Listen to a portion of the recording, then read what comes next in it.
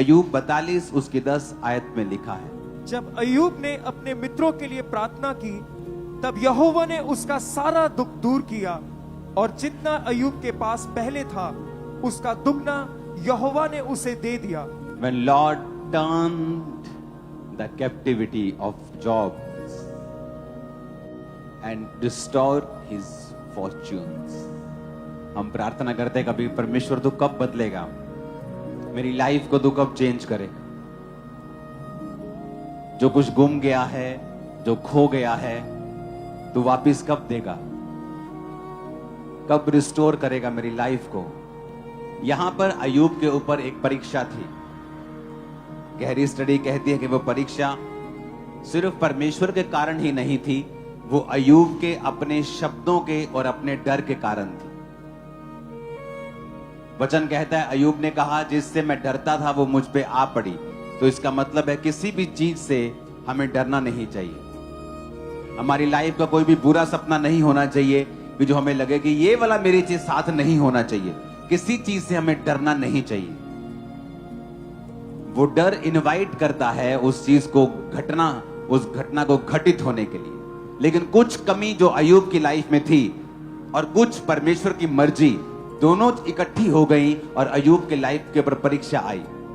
जब उसका सब कुछ चला गया, अंत में बीमार हो गया और ठीकरा लेकर अपने फोड़ों के ऊपर वो खुजलाने लगा और उसके 3 दोस्त उसके पास आए, बात करने लगे अय्यूब से और कहने लगे कि तूने कुछ ना कुछ तो पाप किया होगा, तूने कुछ ना कुछ तो गलती की होगी, ऐसे ही परमेश्वर का दुख तेरे ऊपर नहीं आया। सर्वशक्तिमान कभी गलती नहीं करता। ऐसा इतना बड़ा भयानक दुख तेरे पे आया है, तूने पक्का घमंड किया होगा, तूने पक्का कोई मुश्किल की होगी, तूने पक्का कोई गलत काम किया होगा, क्योंकि सर्वशक्तिमान तो न्याय करने वाला परमेश्वर है, वो अन्याय नहीं है। तो पक्का तूने कुछ किया है। और लेकिन अय्यूब अपनी बात पे खड़ा रहा कि मेरी कोई गलती नहीं है, मेरा कोई अपराध नहीं है, मेरा कोई पाप नहीं है। और वो लगातार अपने आप को कोसता रहा और अपनी मृत्यु की आस लगाता रहा और अपने दोस्तों को बोलता रहा और अपने आप को डिफेंड करता रहा। एंड में परमेश्वर आते हैं और दोनों के बीच में बीच बचाव करते हैं और परमेश्वर कहते हैं तेरे 3 दोस्त भी गलत हैं, क्योंकि इन 3 दोस्तों ने तुझे परखने में गलती की है।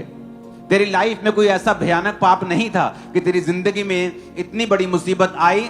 अब तेरे दोस्त जो हैं इन्होंने तुझे गलत जज किया है, लेकिन तूने भी मुझे गलत जज किया है अय्यूब। तूने भी समझा नहीं कि ये परीक्षा तेरे ऊपर क्यों आई है और तू अपने जन्मदिन को धिक्कार रहा है और मुझे कोस रहा है। तो परमेश्वर ने उन तीनों को भी गलत ठहराया, परमेश्वर ने अय्यूब को भी गलत ठहराया। जब ये सारा कुछ हो गया, ये घटनाक्रम सब कुछ हो गए, बीत गए, तो परमेश्वर ने अय्यूब से कहा कि अपने मित्रों के लिए प्रार्थना कर। जब तू अपने मित्रों के लिए प्रार्थना करेगा तो मैं जो तेरा है तुझे लौटा दूंगा। उसके मित्र तो गलत थे, अय्यूब को गलत जज किया, पर फिर भी परमेश्वर ने कहा कि अपने मित्रों के लिए प्रार्थना कर। आज आपको कोई एक ताना मार देता है और आप सारी उम्र उसको भूलते नहीं। आप कहते हो कि मैं इस घटना में था, मैं इस प्रॉब्लम में था और इस व्यक्ति ने मुझे ताना मारा था, और आप उसे याद रखते हो।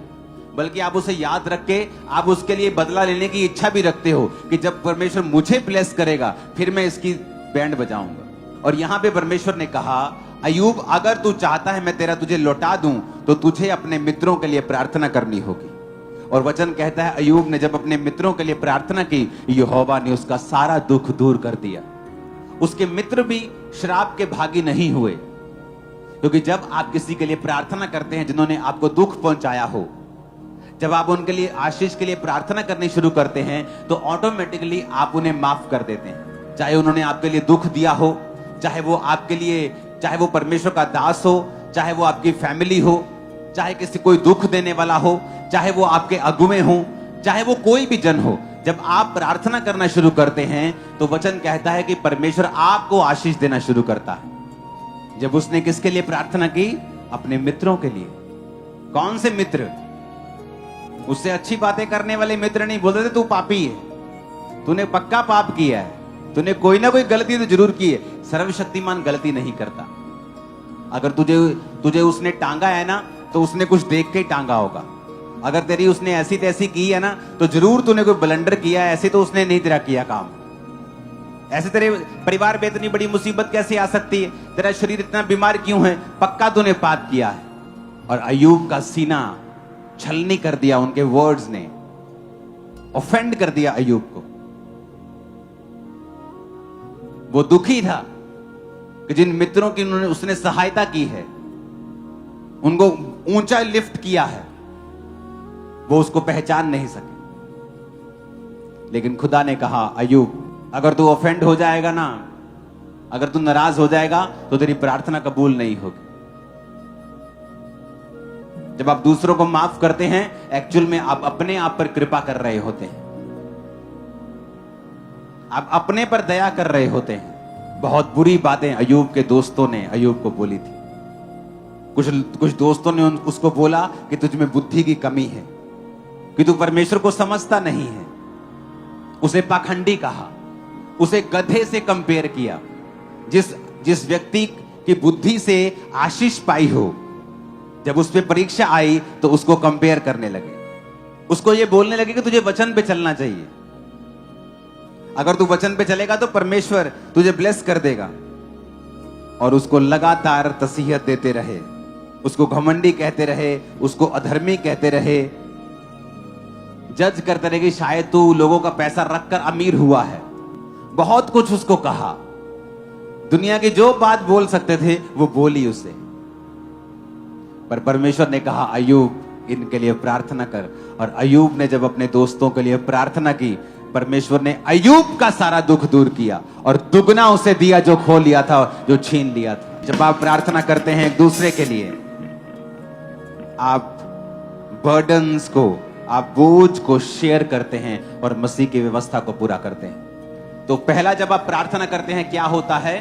आप बर्डन को शेयर करते हैं। दूसरा, जब आप प्रार्थना करते हैं, आप अपनी हीलिंग को प्रमोट करते हैं। तीसरा है यूनिटी। जब तू एक दूसरे के लिए प्रार्थना करता है, तू एकता में बंधता है। चौथा, जब तू प्रार्थना करता है एक दूसरे के लिए, तू क्राइस्ट को कॉपी करता है।